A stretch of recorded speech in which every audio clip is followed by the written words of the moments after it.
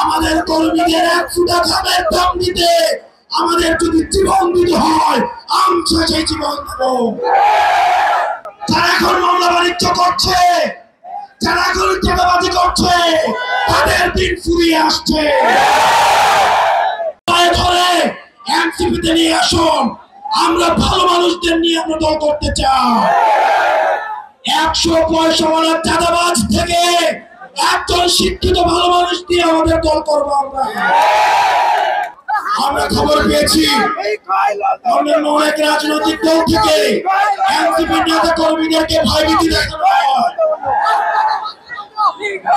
আমাদের লক্ষ লক্ষ কর্মীর প্রয়োজন নয়, আমাদের লক্ষ লক্ষ দুর্নীতিবাজার কর্মীর প্রয়োজন নয়।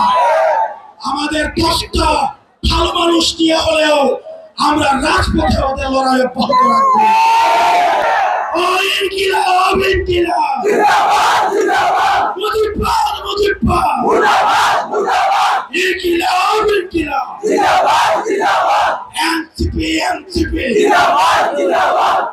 আমরা যদি ঐক্যবদ্ধ থাকতে পারি, আমাদের এই তরুণ প্রজন্ম যদি ঐক্যবদ্ধ থাকতে পারে, তাহলে দুর্নীতিবাজদের পালানোর জায়গা পাবে না।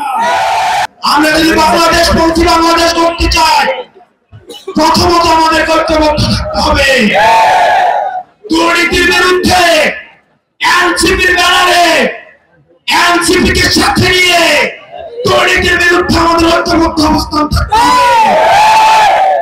নিজের বাবাও যদি দুর্নীতি করে তাকেও ছাড়তে যাবে না।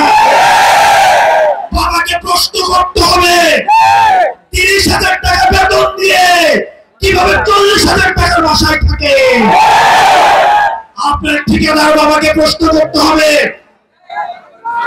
আপনার ব্যবসায়ী বাবাকে প্রশ্ন করতে হবে। নিজের ঘর থেকে শুদ্ধ অভিযান শুরু করতে হবে। আমরা তরুণ প্রজন্ম আমাদের হাত তুলে দেখাই যারা আমরা শুদ্ধ অভিযান। আপনারা নিজেরাও দুর্নীতি করতে পারবেন না, কেউ দুর্নীতি করলে সেটা প্রতিহত করতে হবে। নিজেরাও টেন্ডারবাজি করা যাবে না, কেউ করলে সেটা প্রতিহত করতে হবে। সাংগঠনিক ভাবে আমাদেরকে সুসংহত হতে হবে। এনসিপির নেতা কর্মীদের জন্য যদি প্রয়োজন হয় আমাদের জীবন দিয়ে দিতে, আমরা এনসিপির নেতা কর্মীদের জন্য আমরা আমাদের জীবন দিতে প্রস্তুত।